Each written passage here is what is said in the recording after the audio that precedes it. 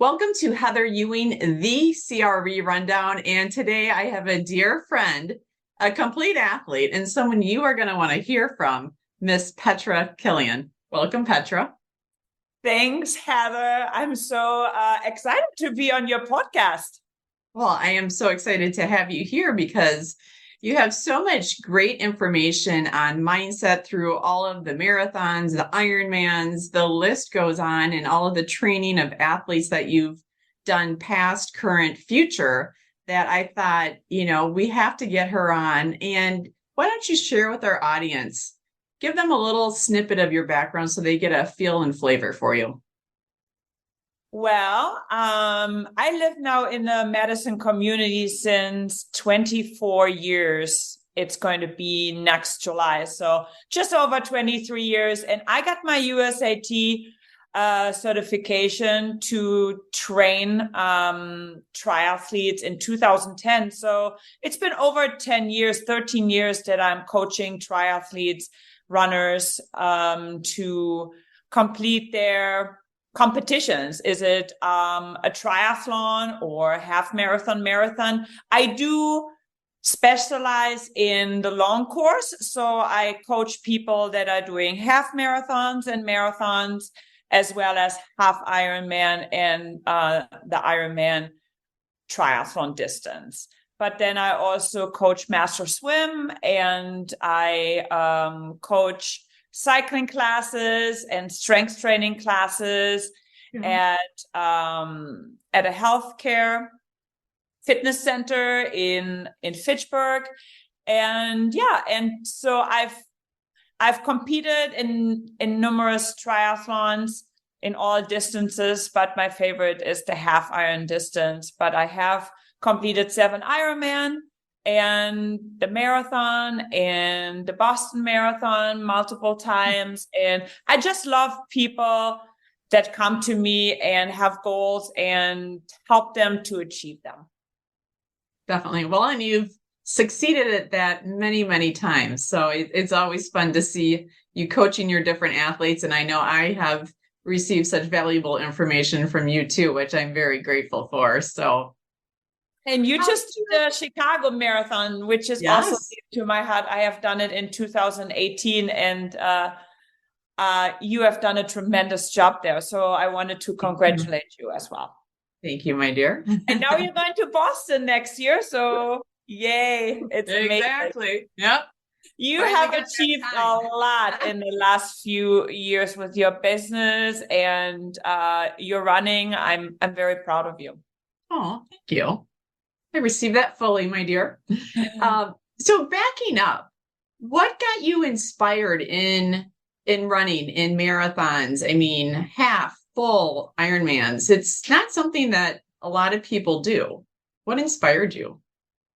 When I had my son in 2004, it's almost like not true anymore because he's now a freshman college student in Boulder University, Colorado. And I just moved him this summer. So he is like 19 and a half years old. But when he was born, I felt like the need to get started, to get back in shape, so they say. And so I started with cycling, and I bought my first bike, and then I started running, and I became a cycling instructor. And then I wanted to do my first triathlon, and I started with the sprint distance and then the Olympic distance. And then I did my first 5K, I remember. And so it trickled over. And then from the course from 2004 to 2010 about, when I got my license to coach, I've done, a numerous amount of events. My first Ironman was in 2008, which was the Ironman here in Wisconsin. And it was different way back when than it is today. But and then every year I kept doing an Ironman, 2008, 9, 10, 11, 7 years in a row, and lots of half Ironman triathlons, and traveled to do these events. And And I just got hooked on getting better and traveling, doing these races and meeting all different types of people. And my son was always a big part of it. And he always was part of the athletic community. And so that made him to be a runner now as well. So I'm very proud of him. And a very gifted and skilled runner. I mean, I think there's obviously some natural talent, but you've also cultivated a really strong work ethic within him. And he just has that burning passion and desire, just like you. So it's really fun to see him race. Yeah, it's a different, he's a different athlete as he is a sprinter, but you're putting it into words when you are having this role model in your family and the support, the athletic support, then that can go a long ways in youth.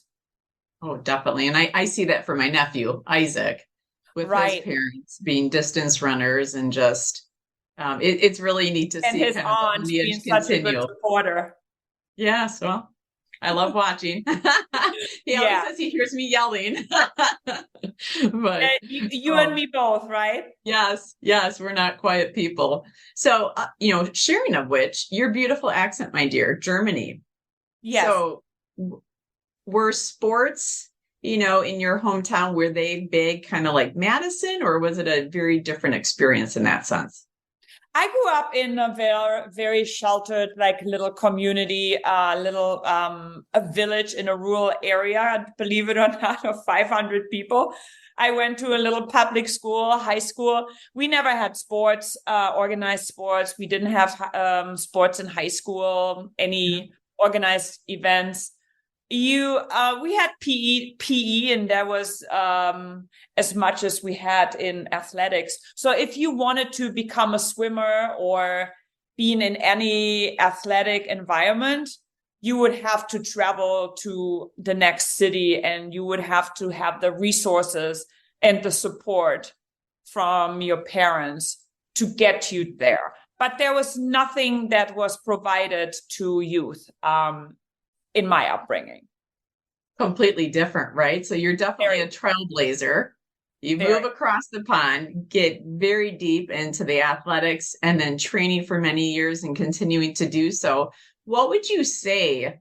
Because mindset and physicality is such a strong connection in sports and I think business, right? Of people's mindset. What has helped you to break down the Ironman for yourself, right? It's such an extensive workout and competition. What goes through your mind, or what mind hacks would you recommend for people? I think you definitely need breaks after events or after you have competed. But there is 90% goes into showing up, right? I have my shoes near the door. I have my training partner lined up for me, or I have it carved out in my schedule to run or bike or swim. Only working hard will get you the results. So if you skip a workout here and there, it's fine. But only really dedication and consistency and hard work will get you those results that you want.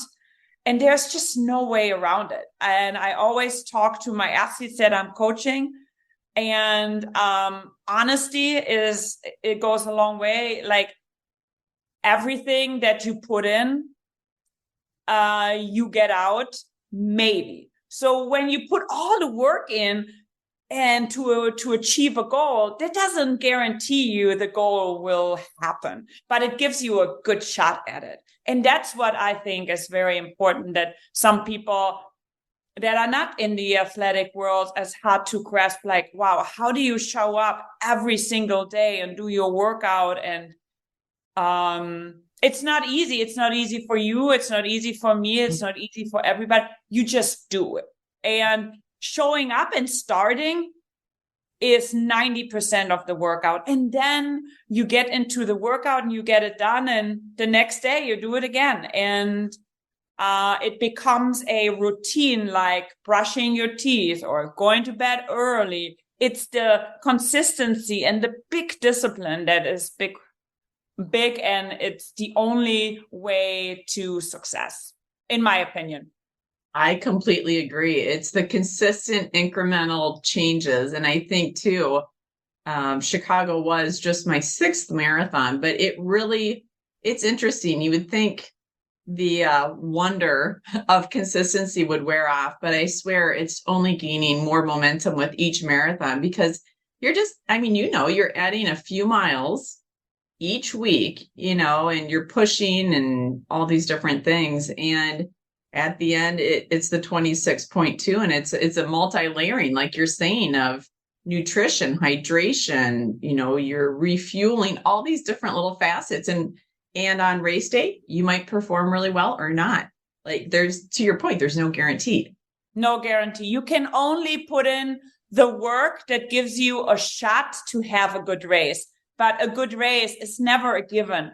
And so I don't like the word blessed. I always feel like I am fortunate when I receive, or when I actually meet a goal at the end. I'm like, wow, everything came together at the end.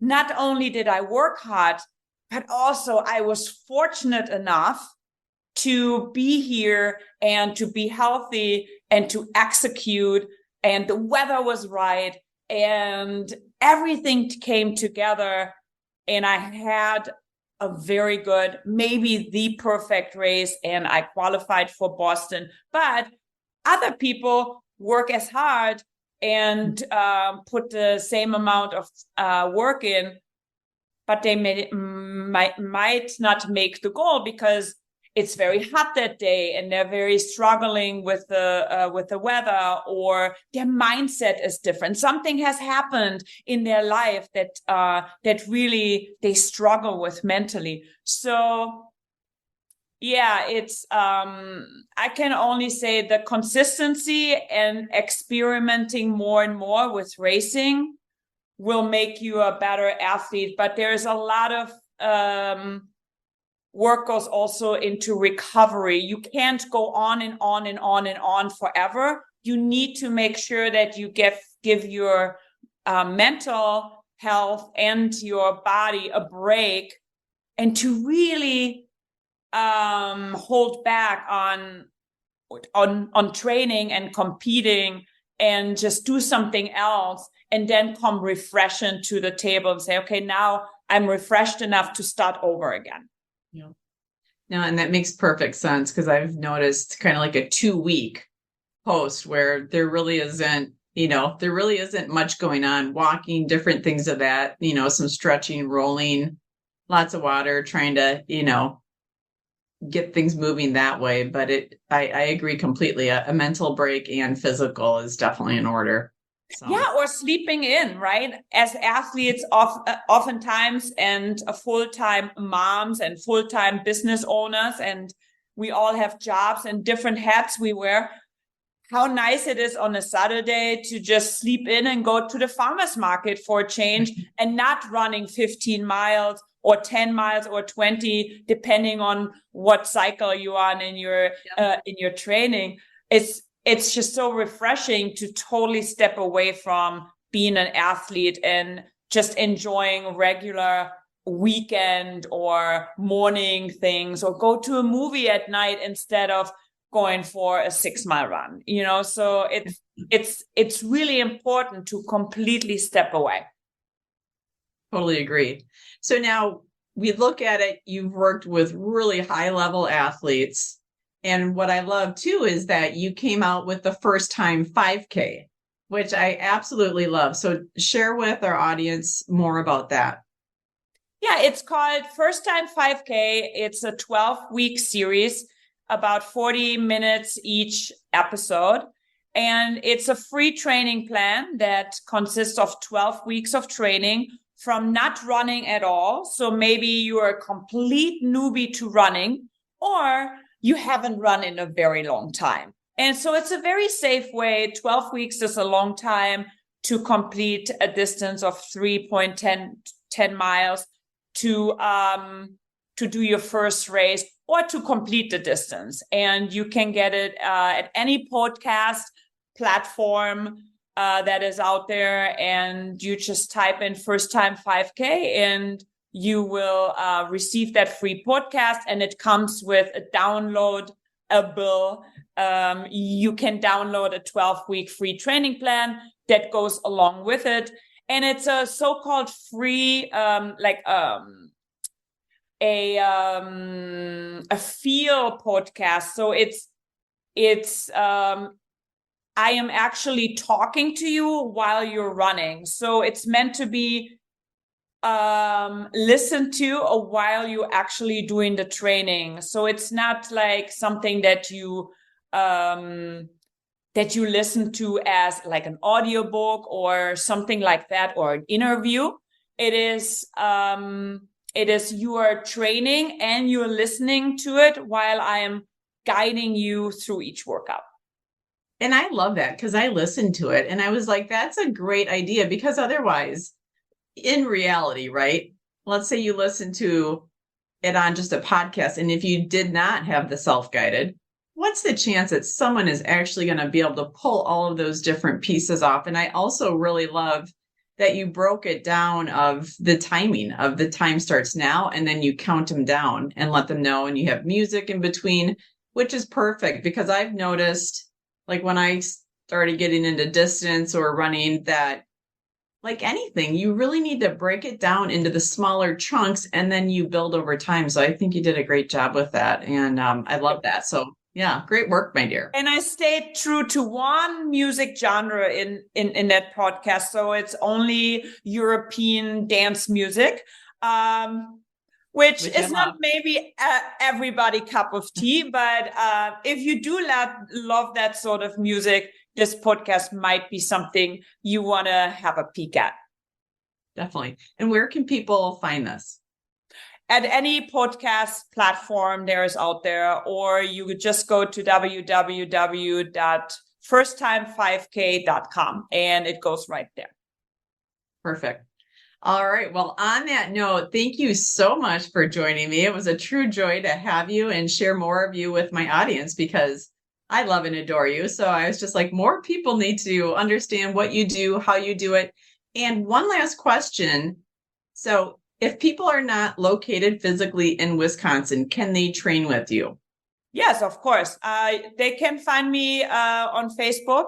I have a coaching page called Speed Cycling Online. That's the name of my business. And they can like me and send me a message through there. I'm also on LinkedIn. Also, just under my personal name, Petra Kilian. Perfect. All right, my dear. Well, thank you so much. And I look forward to, of course, I'll see you for a run very soon. But looking forward to connecting our audience here with you, helping them bridge that gap between where they are, where they want to be. And of course, to know you is to love you. So thank you so much. Thank you, Heather, for having me today. You bet. Bye.